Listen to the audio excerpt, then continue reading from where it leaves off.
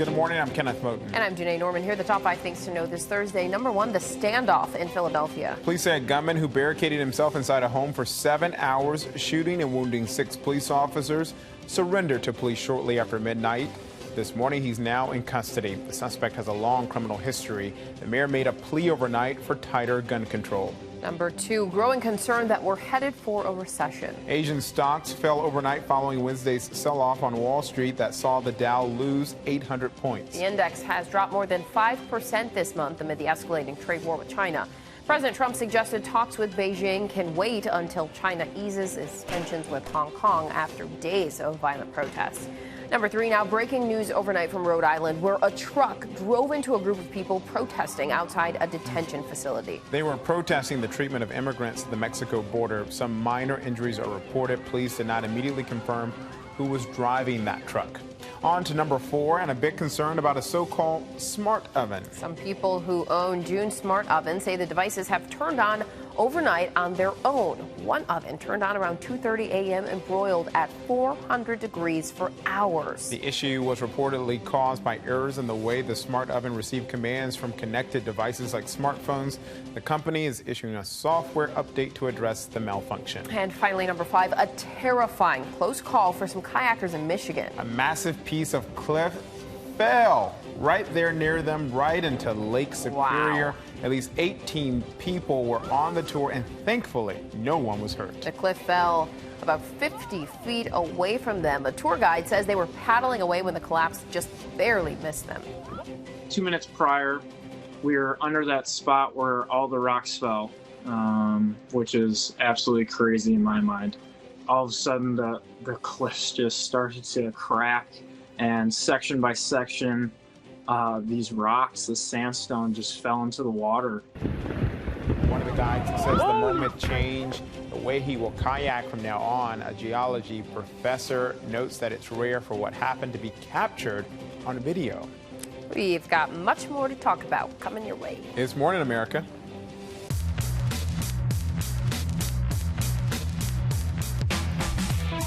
Let's get right to that news breaking overnight in Philadelphia. That hours-long standoff finally ending shortly after midnight. The siege in that residential neighborhood began when officers tried serving a warrant. Suddenly, a gunman opened fire. Within minutes, SWAT teams lined up. You see them taking cover. They're police officers trying to fend off the unrelenting barrage of bullets. The siege finally ended when the suspect walked out of the house, an ordeal even the most experienced officers will never forget.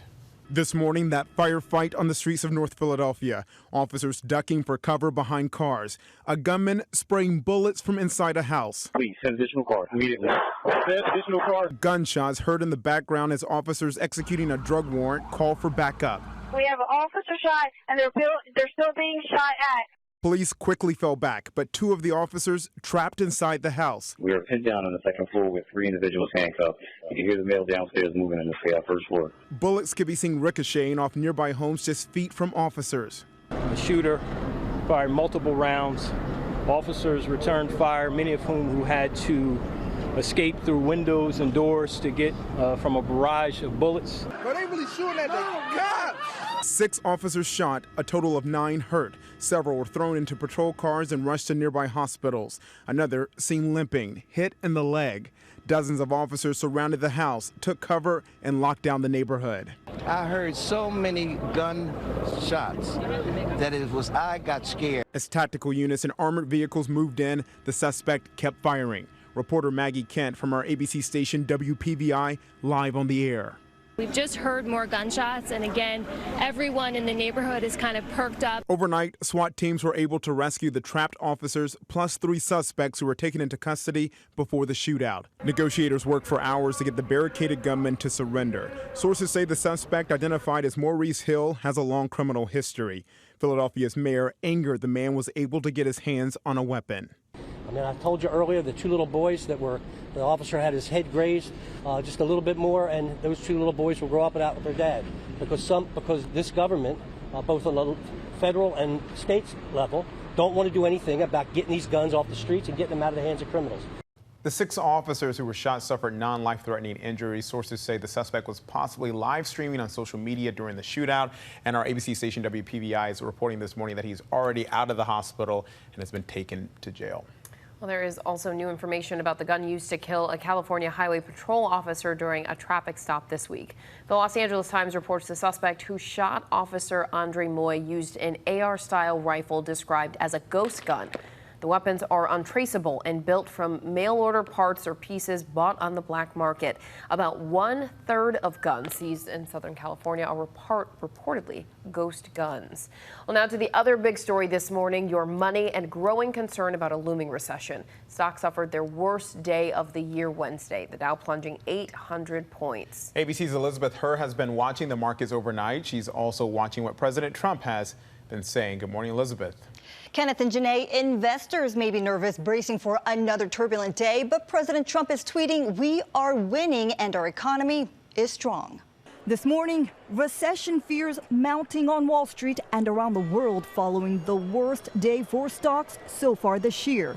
The Dow tanking 800 points. The tumble due to a number of factors, including what's called an inverted yield curve, which essentially happens when the yield, the interest rate the government pays to borrow money on the 10-year Treasury, is lower than the 2-year, a move that rattled investors, according to ABC's chief business correspondent, Rebecca Jarvis. Think about it like this. What it's telling Wall Street is that a recession could be coming in the next 6 to 18 months. The last time this happened, back in 2007, right before the Great Recession. Clearly, investors are looking for some clarity on trade issues and on how much the Europe being in an economic contraction will affect our economy. Experts say investors are also nervous about the rising trade war with China.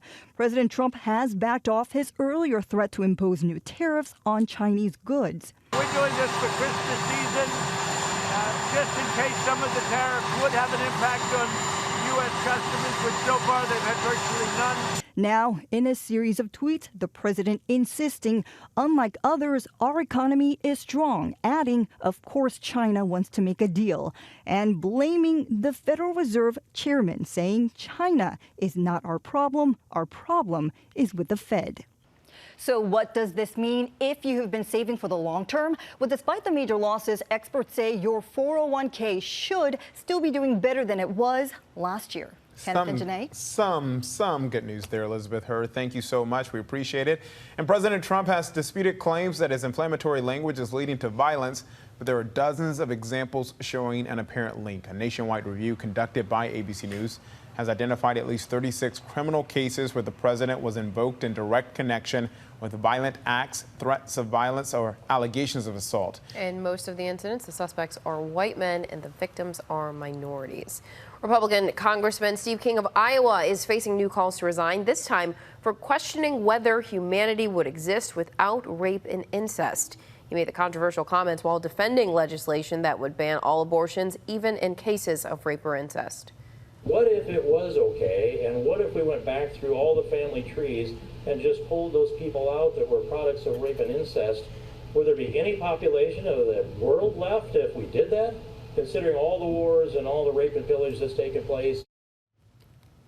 Earlier this year, King was stripped of his committee assignments after questioning why terms like white nationalists and white supremacists became offensive. Boy Scouts of America is being flooded by lawsuits after New York State began accepting child sex abuse cases once blocked by the statute of limitations. The Child Victims Act offers a 1-year window for accusers to come forward, and hundreds of men who say they were molested by Scoutmasters decades ago now plan to sue. The Boy Scouts released a statement saying it strongly supports holding sexual abusers accountable. There is an urgent investigation this morning into e-cigarettes after a spike in teens and young adults suffering from breathing problems and even severe lung damage. Nearly 24 cases have been reported in the Midwest, including a 26-year-old who had to be placed in a medically induced coma after using a vaping device that was apparently bought on the street. Meanwhile, a Florida teen who suffered a collapsed lung says he thought he was having a heart attack. Doctors warn there are many unknowns when it comes to vaping. It's something that is assumed by the public and certainly by teens to be relatively safe. actually has been associated now with at least this type of acute, very aggressive injury to otherwise healthy lungs. The FDA is also investigating several reports of seizures linked to vaping. A setback for the U.S. women's soccer team in their fight for equal pay. Mediation talks with the U.S. Soccer Federation have broken down. That means a showdown in federal court is likely. The team filed a gender discrimination lawsuit before winning the World Cup. U.S. Soccer said, quote, instead of allowing mediation to proceed in a considerate manner, plaintiffs' counsel took an aggressive and unproductive approach that follows months of presenting misleading information to the public. A spokesperson for the players said the federation intends to continue to compensate women players less than men, and they will not succeed. Last month's European heat wave is being blamed for a potentially dangerous situation in the famed Notre Cathedral. Officials say a number of stones fell from the church's vaulted ceiling. Temperatures near 110 degrees caused the mortar holding them in place to dry out. No one was hurt. Repairs on the fire-damaged cathedral are suspended due to lead concerns. Well, coming up, the standoff in Hong Kong. Clashes in the street reignite as China mulls its options. ABC News is there after this.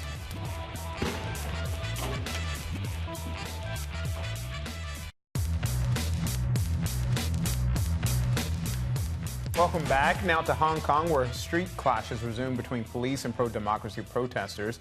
Officers fired tear gas at demonstrators outside a police station. The battle follows protests at Hong Kong's airport that forced nearly 1,000 cancellations over 2 days. ABC's Clayton Sandell is on the ground with the latest. Clayton, good morning. Tell us what that scene is like out there now. Hey, Kenneth. Hey, Janae. You know, right now it's calm. A lot of the protests that we've seen spin up late at night. We actually went to that neighborhood that you were just talking about there, where protesters and police got in a clash last night. They were firing tear gas at protesters. When we got there, it was well after midnight, 1 o'clock in the morning, and protesters were still there, sort of antagonizing the police. They were gathered outside the police station, shining lasers at the police officers as a way to kind of antagonize them, to annoy them. But also, those lasers block the view of the cameras that may be recording some of those protesters. We also saw people who had been tagging the front of the police station with insults against the police officers, basically calling them corrupt. We did go through the airport yesterday. Things are calm there. Nothing like what we saw in the last couple of days, where protesters essentially shut down the world's 8th busiest airport, getting into these massive clashes with police that even protesters believe probably went too far. A lot of them were even apologizing yesterday a little bit. So right now the big question is, what is the response going to be from the government? We just don't know at this point. Yeah, the world is watching, Clayton. We've seen Chinese troops appearing to move near Hong Kong. And President Trump is reaching out to the Chinese president, saying that he has zero doubt that if President Xi wants to quickly and humanely solve the Hong Kong problem, that he can do it. So what comes next? Yeah, exactly. The question is this going to be more talking, a diplomatic, political solution, or is it going to be a use of force? And right now we don't know, but we have seen Chinese military vehicles, armored personnel carriers, just across the border in the city of Shenzhen here, a short drive from Hong Kong. They've been massing there, doing military exercises. So right now, it's a big question, but the State Department says they are very deeply concerned about those military movements. And we also heard from some of the bipartisan leaders of the House Foreign Relations Committee. They are urging Beijing to not undertake a violent response like the one that happened 30 years ago this year in Tiananmen Square, of course, in 1989, where hundreds and possibly even thousands of people were killed. As you said, the world is watching, and the optics of a response like that would be devastating here. And Clayton, so we know that this began weeks ago over that controversial extradition bill that was withdrawn. So what are the protesters demanding now all these weeks later? You're right. This all started months ago with that extradition bill. But if you take a step back, one of the big concerns here is the concern that the rights and freedoms that Hong Kong has enjoyed are starting to be eroded by Beijing. And that extradition bill was one of those concerns. It would have allowed Hong Kongers to be extradited to Chinese mainland courts and the justice system, which critics say are unfair and can even subject people to torture. So that is how this started. But that law was tabled by the chief executive here in Hong Kong, Carrie Lam, but she did not formally withdraw it, and that just kind of threw a bunch of fuel on the fire. And so the demands have now increased. Not only do protesters want that bill formally withdrawn, they want Carrie Lam to resign. They want the protesters who are arrested to be released.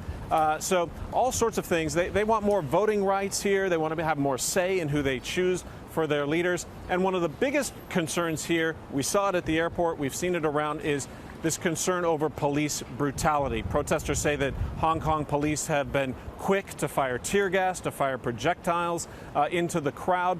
There's actually a symbol here that has taken root in the last couple of days. A woman, an aid worker, was hit by some type of projectile that police fired. Her eye was severely injured, and so now you see protesters around all wearing these eye patches as a sort of a symbolic show of solidarity. So those are a multitude of demands. The question is, will Beijing, will Hong Kong try to meet some of those demands, or they haven't to this point? So we'll have to see where it goes. And we will continue to watch what is unfolding there. Clayton, glad to have you with us this morning. Let's check our notifications now, starting with a Kentucky teen named Dorothy who was trying her best to tweet and get a hold of some type of electronic to communicate with the outside world, despite her mom confiscating her electronics. Dorothy uses her Twitter account mostly to tweet about Ariana Grande. When she lost her privileges, she started tweeting through her family's LG smart refrigerator. That prompted the hashtag #FreeDorothy. Thank you. Next. Yeah. Well, next up, a young man arrives to take a girl on a date, but her dad has some other ideas. He takes his time interviewing the guy on their Ring doorbell camera. He couldn't be there, so he's like, I'm Jared. oh, listen. Hello, Jared. This is Pedro. This is Grace's dad. Oh, good to talk to you. He's like, oh my gosh. Jared's a little bit uncomfortable. Well, it's a lot better than having the shotgun in your face like the dads used to do back in the old day, I guess. Yeah. Speaking of doorbell cams, this lizard showed up to take someone on a date. Someone? Do you think? Watch. Wait for it. Wait for it. Oh. Oh, there you go. Little lizard on the doorbell cam. Here, lizard, lizard, lizard. And, you know, we are celebrating all types of animals and things. We're 9 days away from the kickoff of the college football season. And Sports Illustrated is releasing their list of the greatest mascots in college football history in the honor of the 150th anniversary of college football. And coming in at number 7, the University of South Carolina's Cocky the Gamecock from my alma mater in the great state of South Carolina. Go Cocky. Yep, skipping ahead to the top 3. Coming in third is Mike the Tiger from LSU. Mike is a real tiger, not Tony the Tiger, but a real tiger. They're cousins. Who lives in a 15,000-foot habitat on the LSU campus. Does he eat cereal? Maybe. Number 2, University of Oregon's Duck Puddles. On game day, he's known for shooting donuts into the crowd and keeping fans entertained by riding a motorcycle, so you know he is popular. And topping the list, Uga, the bulldog from the University of Georgia, who has his own custom jersey, varsity letter, and chills on the sidelines of each game in an air-conditioned doghouse. But he wasn't in the doghouse. And this incident happened with that longhorn. Whoa! Yep, out of there. Uga said, you are not. Bevo. You're not said, getting me. Excuse me, sir. Like I said, this is not the running of the bulls. This is a college football game. Oh my gosh, those announcers went wild with that. They really did. So that's our question of the day. What do you think is the best college mascot? And you can't just rely on your own. You've got to really think. I think I like Uga, even though I'm not a big fan of the University of Georgia. Yeah. You guys are not so bad, but yeah. Yeah, fine. I like Uga too. And we should mention that our producer, Digital Dave, was upset that Ralphie the Buffalo was only ranked number 6. I mean, we were 7. So they edged us out by 1. Tell us what you think in the comments or tweet us at ABC News Live. Let us know. Yep. And speaking of college football, the Ohio State University is making news for its bizarre trademark request. The school wants to trademark the word "the" It would more be the word "the" for use on clothing and hats. The plan is to market items highlighting the in giant letters, but the university may be too late. Designer Marc Jacobs won approval for the same request back in June. They can have the, but they can't have the. Right. Yeah, I think that's fair. And finally, here are some shorts that didn't need to be made, really. Whoa. Enough said. Some clear shorts. No. He wears clear shorts. If you dare wear clear shorts, we will see all your bits. We'd rather you didn't wear clear shorts. Yeah. Coming up, we're opening up the ABC News Vault, going 50 years into the past. To Woodstock, the iconic music festival celebrating its 50th anniversary today. More after this.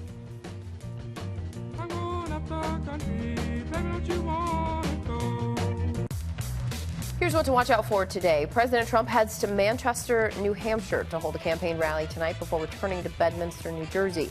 Democratic presidential candidate Beto O'Rourke is set to make a major address outlining the path forward for his presidential campaign in El Paso. You can watch that right here on ABC News Live at 9:15 Eastern Time. ABC News has confirmed former Colorado Governor John Hickenlooper is expected to drop out of the race for president. Hickenlooper will make the announcement today after struggling with fundraising and low poll numbers. The 67-year-old moderate Democrat may now be considering a run for the Senate. New York area Sikhs have organized a protest of India's move last week to strip the disputed territory of Kashmir of its autonomy. India has imposed a strict curfew and communications blackout in the region for the past 9 days, and residents are running low on supplies. And it's the 50th anniversary of the Woodstock Music Festival, where more than 400,000 people descended on a dairy farm in upstate New York to see performances from Janis Joplin, CCR, The Grateful Dead, Jefferson Airplane, The Who, The Band, Jimi Hendrix, Santana, and many, many more. The 50th anniversary festival scheduled for this week was canceled after a number of complications. Plus, don't forget to tune into the debrief for an update on all our top stories and the briefing room for a breakdown of the latest headlines in politics. So we're just talking about Woodstock, and so this morning we're opening up the ABC News Vault to August 1989 with 2020's Lynn Scherr, when Woodstock was just turning 20. The concert that became a symbol of the 1960s took place here, on a 600-acre dairy farm in Bethel, New York. It was called Woodstock, after a town 50 miles away, a town where the festival was originally meant to be held. But that was not the only plan that went awry. It was billed as 3 days of peace and music, and the promoters expected to make a profit on 100,000 fans paying $18 a ticket. Instead, they lost money when nearly 500,000 showed up for free. Traffic turned the highway into a parking lot. Water and sanitary facilities broke down. Still, somehow, it worked.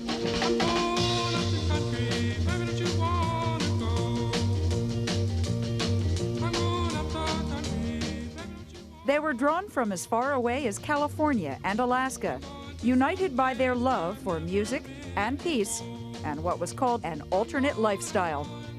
Above all, they were coming to have a good time. Hey, look yonder, tell me what's that you see? Marching to the field of Birmingham. Looks like handsome Johnny with his hand rolling a fist. Marching to the Birmingham War. Hey, marching to the Birmingham War. The musicians were the spokespeople of the 60s. What they played and sang was nothing less than the message America's young people were trying to send. It was the sound of rebellion against bias and big cities in favor of communal living closer to nature. It's 1, 2, 3. What are we fighting for? Don't ask me, I don't give a damn. The next stop is Vietnam. The anthems to peace that so captivated a generation were in stark contrast to the violence of the decade. A president, a senator, and a civil rights leader had all been murdered. Cities and college campuses had been the center of riots and bloody battles. But for 3 days in upstate New York, there was no violence. Hey, if you think really hard, maybe we can stop this rain.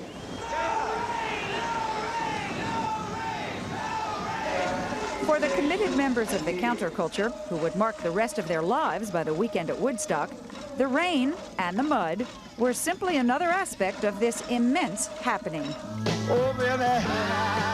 400,000 people. Yeah. Food ran out on the first day. Sounds like it was a blast. Like 5,000 people needed medical treatment. I mean, aside from that, but I mean, it sounds like it was probably a really good time. The medical treatment was definitely not. Right, but everything else, iconic. Definitely iconic. That's it from us this Thursday. Have a good one. Tomorrow's Friday. It is.